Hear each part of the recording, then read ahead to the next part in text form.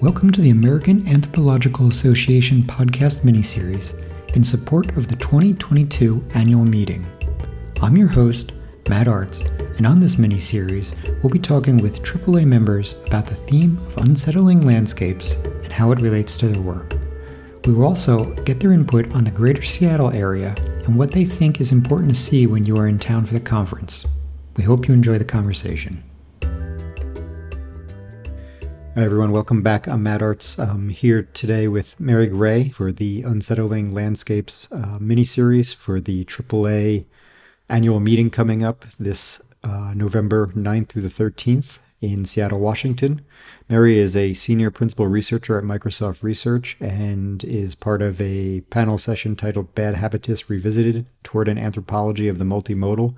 So we'll be talking a little bit again about the theme, about the panel, and probably a little bit about tech as well. So Mary, thanks for joining us today. Would you mind just telling everybody a little bit about your anthropological origin story? Sure. Hey, Matt. Thanks for the introduction and for the invitation. I probably, like many anthropologists, have an odd origin story. I started in anthropology as an undergraduate. I took Native American Studies at the same time, right as the Repatriation Act was going through Congress. So it was just a really interesting moment to come to anthropology and to Native American Studies when it was grappling with the conflicting logics. In some cases, I thought they would just be so integrated and complementary, and I could see right away that there was to the annual conference's theme, to the annual meeting's theme, a sense of contestation over landscapes. Who owns the right to define that a cultural boundary, a cultural past? So from that experience, I tentatively entered an anthropology master's program, just trying to understand what else could I do with this approach to what else could I do with this approach to understanding the world. And I was also pretty cliche, went to San Francisco, living the good queer life as a young youth activist, and trying to understand what difference did this new technology called the internet make to political organizing. I wanted to study the US. I wanted to study young people in the rural parts of the United States particularly, and identity. And friends in anthropology at the time said, you should just cut bait. Anthropology won't be able to handle you. You need to try a different discipline. So I actually went to a PhD program called Communication at UC San Diego, at University of California, San Diego. That was such the perfect home for anthropological work focused on really the intersections of different landscapes.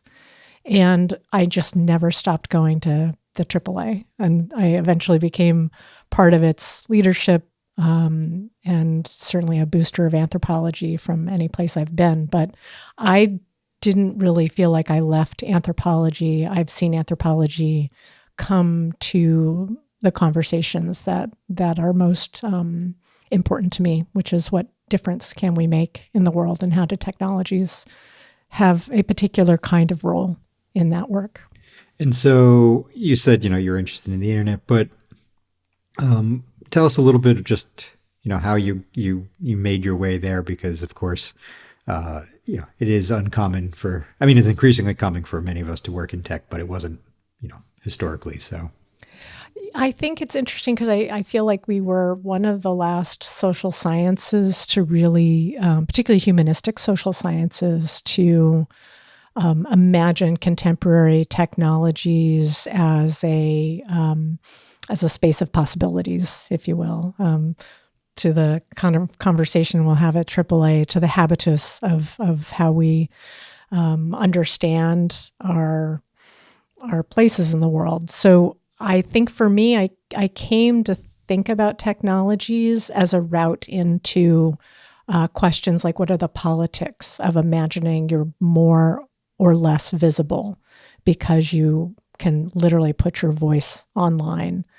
This was pre-social media. I mean, this is like really early days. So it was imagining what it means to be so thoroughly mediated and reckoning with, aren't we always mediated?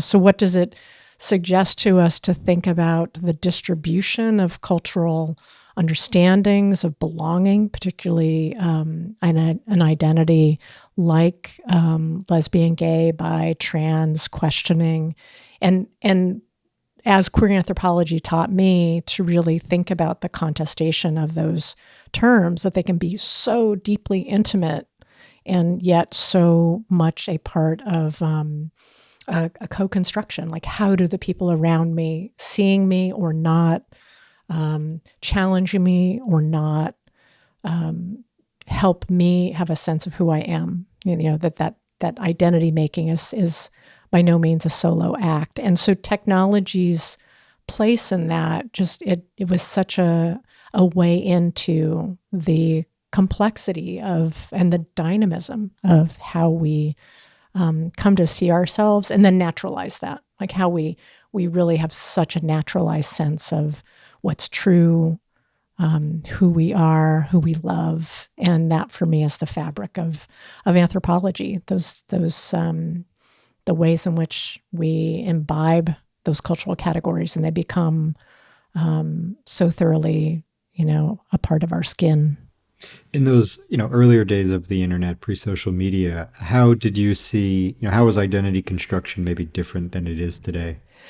Oh, that's such a great question, because I think that I think one of the most compelling parts of studying technologies for the number of years that I have is seeing the return of what's considered novel or new or unique. And I feel like if there was a difference that I could point to, it's less about the technological, the technological infrastructure, and more about what is the environment, the ubiquity of these infrastructure now. So, back in the day when the internet was something fairly novel in the sense that not everyone had access to it, or it was curtailed. It was certainly, still for some people, particularly in the rural United States, it was constantly bringing up how disjointed access was, and what it meant for people to have to really navigate sharing access, and how that would create so much negotiation. It for me was a way of thinking about theories of the boundaries we tend when we're sharing critical infrastructure to build out a sense of who we are and where we belong. But the thing that's changed now is with the what seems to be readily available technologies, our interest in questioning material that comes our way, our capacity to even question it, that's the thing that is shape-shifting in front of us. Like, our trust in institutions is certainly challenged in the mainstream in ways that are now, to me, start reflecting the kind of fear and mistrust that you could have seen from any young person in rural parts of Southeast Appalachia navigating, like, what information should I put online? So they're in some ways our canaries in a coal mine of what it means to have diminished access, to be constantly having to think about who sees what's on your screen. They were monitored by their libraries and by their schools far before it became such a common thing for workplace analytics to be something that surveils all of us, for example. So the more things change, perhaps, the more they start seeming the same. And now, some of these changes actually right now, to tie it back to the theme, and I'd like to get your hear a little bit more about your interpretation of the theme, but many of these changes that are happening right now, on the web are quite unsettling to many people. Arguably, it always was for some group of people, but it seems like right now there is a conversation happening that, globally, that takes it slightly a little bit more serious than 10, 15 years ago. So, that could be maybe one way that we see some unsettling. But how do you see the theme and how do you relate it to technology? I mean, I think that there's nothing more unsettling than having to confront what we feel we can rely on or what we think is true is something we have to question. And it's such a, I don't want to say it's a luxury per se, it's a privilege to feel as though you can move through life not questioning your sources of support, not questioning your sources of security, not questioning your identity, actually never having anyone else question your identity or your right to belong. To me, that's the importance of this theme, is drawing attention to the growing awareness of the questioning of our rights to exist in ways that are to the existential crisis of climate, that resonate with ways in which that is something anthropology is quite good at, is plumbing and surfacing how many people's lives are questioned and unsettled to the benefit of parties that we, in a mainstream setting, just have thought, well, that's just how government works, or that's just how things go when you're looking for resources and scarce resources in places that have them. Like, I feel like, to me, it's a way for anthropology to say, unsettling as an action that comes with power relations, always. And I would rather look at the ways in which everyday people navigate that truth. That is the unsettlingness is what is in front of us all. That is literally what is in front of us all every single day. It's wonderful when you don't know that or don't feel that. But I feel like it's an opportunity to think about, to genuinely bring to the conversation to whose benefit are we unsettled? Who is unsettled? Who are we? What are those landscapes? Who defined those landscapes? Why do we see them as settled? Who are the settlers? Like, anthropology is built for these questions and to make them something other than empty, rhetorical, straw people for us to mourn. I mean, they're real questions for us to address, to apply what we know, to create other possibilities. Yeah, and speaking of possibilities, and you mentioned power relations, and staying with just in the theme of the internet for a second. So, I grew up like in a pre-World Wide Web bulletin board environment. And I mean, I suppose it might not have been truly pre-World Wide Web. It just might have been that didn't really escape CERN as fast, And so, nonetheless, in that early period, it was very utopian, the ideals around it. And to some degree, we've achieved those ideals in that it's been democratized, but it also has, created new problems that were unanticipated, and so like in the early days, maybe the concept of democratizing it and sort of flattening everything was unsettling to some. Today, we've somewhat, achieved some of those goals, but now we've seen a dark side of that, which is everybody has a voice, including those who, want to attack others, or organize to, physically attack something like the Capitol. And so how have you, how have you dealt with all of that and those changes? Yeah. No, I think the hardest thing for me, as somebody who's a relentless optimist, who really started studying in a naive way, I would say, started studying the internet as a change agent or actant of some kind, that I imagined it was this conduit for like connecting people who would be able to organize and galvanize and support each other. I certainly understood that included trolls and haters, and that the technologies themselves don't promise anything. They're not neutral by any means either. But in thinking about what we see as that side we don't want to see, I think it's the place for us to be able to look at where can we push democratization? How can we think about the equity that is a part of the responsibility of making technologies not just delightful or fun, but to be able to see them when they move to necessary, not just nice to have.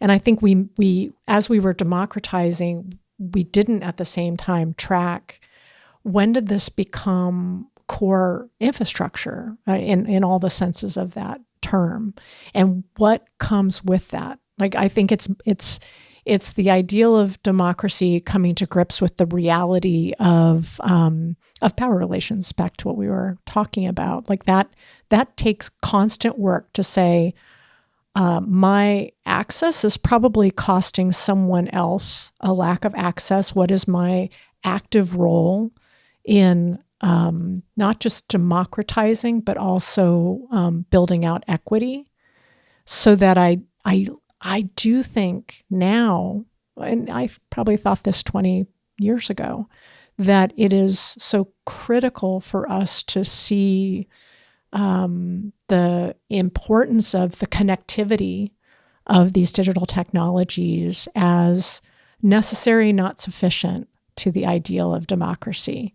And if that's the case, then what comes with the bad of people voicing things that are painful and threatening and destructive, it's consequences. I mean, that we quite literally have thought, like, I mean, I think about Butler in this way, like excitable speech. When Judith Butler wrote that book, there are consequences that come with language. Linguistic anthropology is fantastic at showing the power of words. So if we take that seriously, we haven't even started to build the systems of accountability. And I mean that in a social sense. I don't think that technology becomes responsible for itself in some magical AI way. It is, we haven't been willing to, whether we're talking about regulation, which we should be, or talking about what it means to have a deep social understanding of technology, I would say we haven't even started. I think more anthropologists need to be in the mix. I'm a pretty big booster for getting more anthropology into this conversation, because right now it's technologies are seen as tools, and this is the perfect discipline to complicate that very simplistic way of thinking about what is digital technology. Yeah, and there's a lot in there, but the interesting thing about tools is they often beget more tools, and I too think more anthropologists need to be involved. But if anthropologists aren't in positions to really influence not just departmental decision making, but really like influence the business model, especially an advertising business model, do you see any, I'm going to do this in air quotes for the podcast, but any solution that is going to address this, or do you think it comes down to regulation? Both and. Technology and the tech industry is the most unregulated, socially consequential industry out there. I would say, can we imagine a world of biomedicine where anybody can do a clinical trial? We can A/B test on anybody we want. We don't have to talk to them about it. We just, do it and see what happens next. That's unconscionable. So to me, I think there's no question there has to be a regulatory framework that isn't looking for the aftermath of what technologies do, but is quite literally saying, the construction, if we buy into theories of what becomes us, how tools become us, how we become entangled in what we build to build out our lives, if we take that warrant, then that means we would absolutely need to be critically analyzing from a qualitative vantage point, an ethnographic, longitudinal vantage point. What are the myriad ways social relationships, institutions, histories are part of the mix that can't be telemetry? You can't sense that through metrics or telemetry, because it's antithetical to what it is you're looking for. You're looking for the moment before people are reacting to something built. We don't really yet have an approach to industry that says you are responsible for thinking about that first. You have to do the equivalent of a site survey that any builder would have to do to think about landscape, right? To think about what's unsettled by building there. So, I think that's, again, what helps me stay optimistic is we haven't even started to think about technologies with this anthropological framework that would see them as sinew. It's that it is connective tissue in more ways than one. Like we're not just connected as atomized individuals. We're socially exchanging quite a bit here. So as much as I think regulation is necessary, I don't even think we have the right framework yet for thinking, well, how would we approach building environments? Because that is effectively what we have here. We don't have simply tools that are in any one person's hand. They are conveyors of meaning. And what discipline better trained, positioned, and as you said, currently not on the scene, certainly in departments, but in industry, to be able to put this approach, this epistemology, at a place where it is best able to say, what are we taking for granted right now as we build something? We don't do that yet. And so then where do you want to see anthropologists working? Because UX research, while it's, nice, light, family sustaining salaries, it's not enough, right? We need to be in other roles than that. I work in product management, which I always recommend people look at. I think business strategy roles are important, but there's obviously many more. So what are you seeing in the landscape that you're involved in?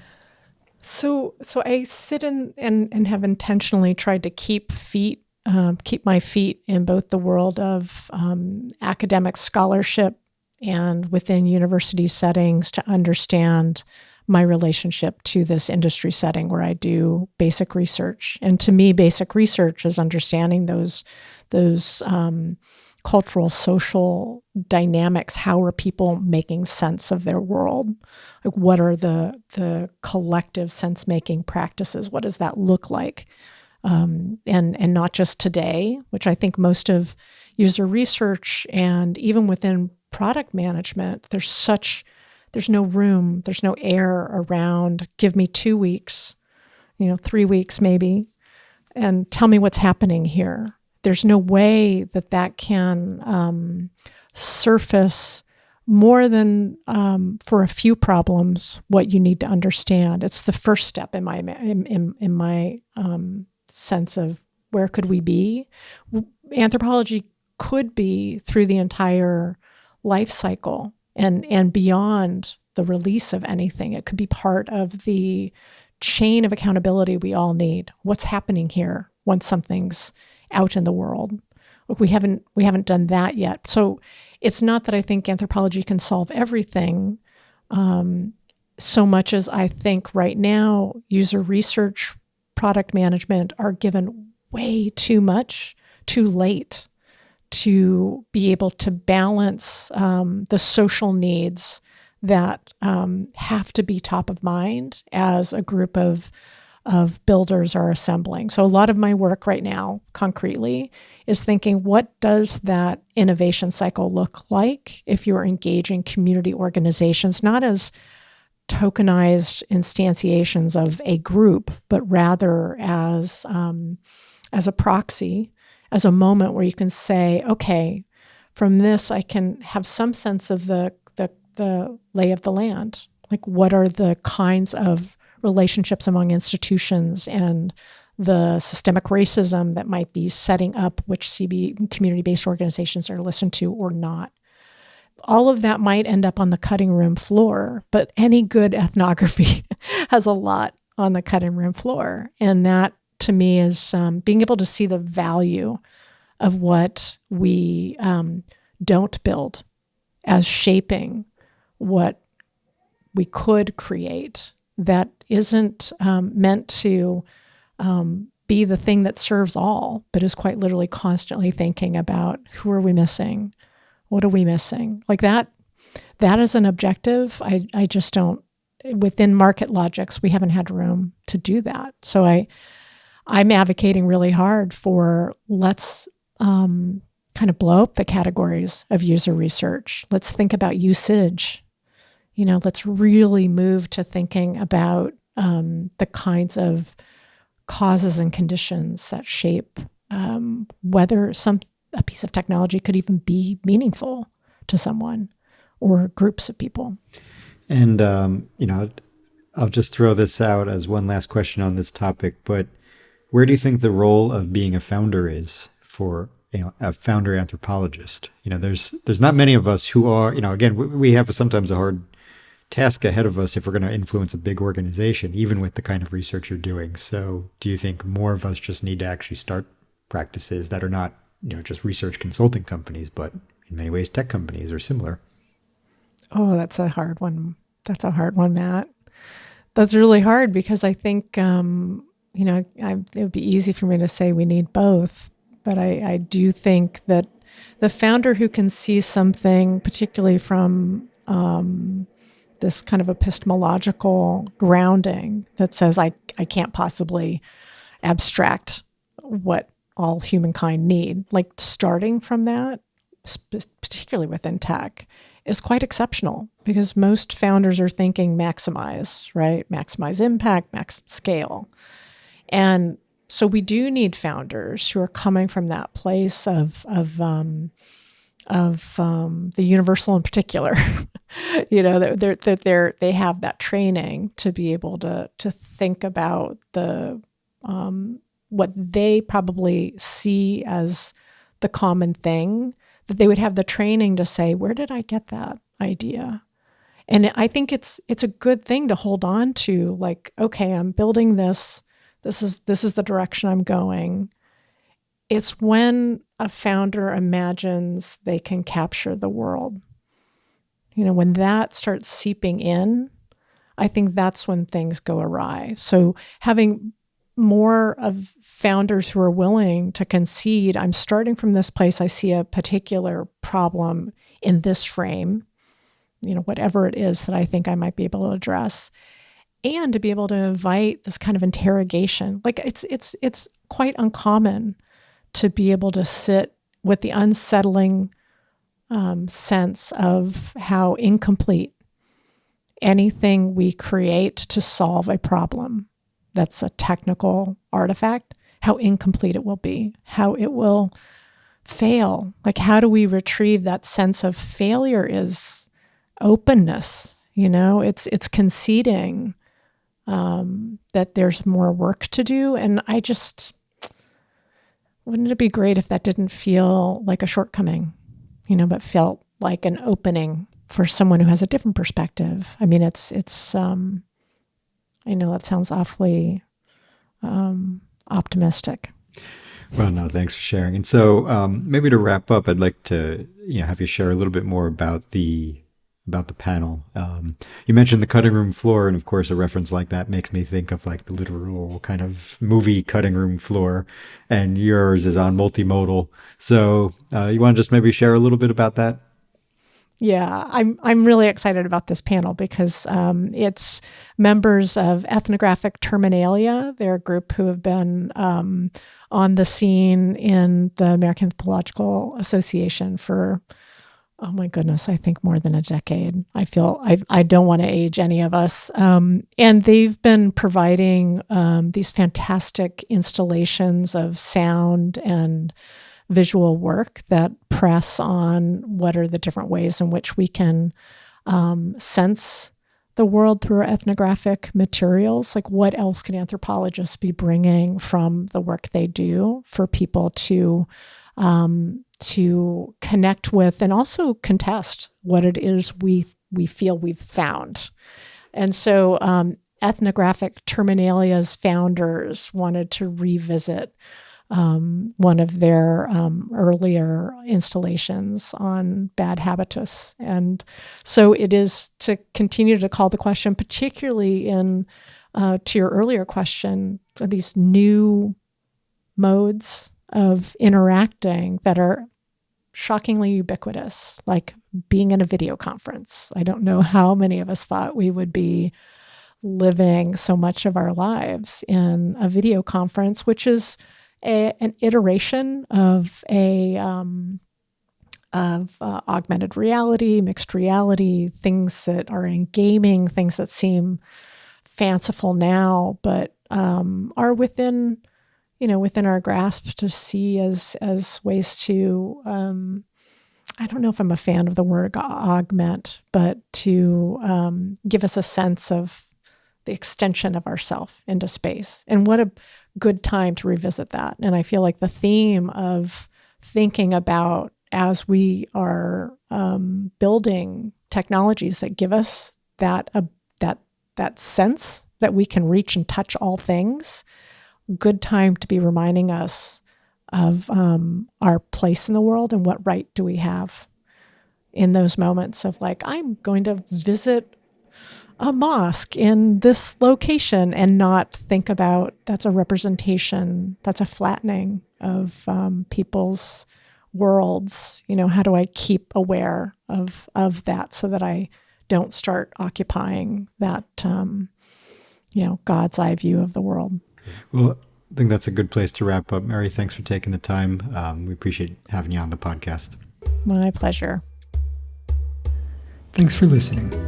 We look forward to seeing you in Seattle this November. For more information, check out the conference website at annualmeeting.americananthro.org. And if you like what you hear, please also check out the AAA podcast directory for other great anthropology podcasts, including my own, Anthropology in Business and Anthro to UX. Thanks again, and see you in November.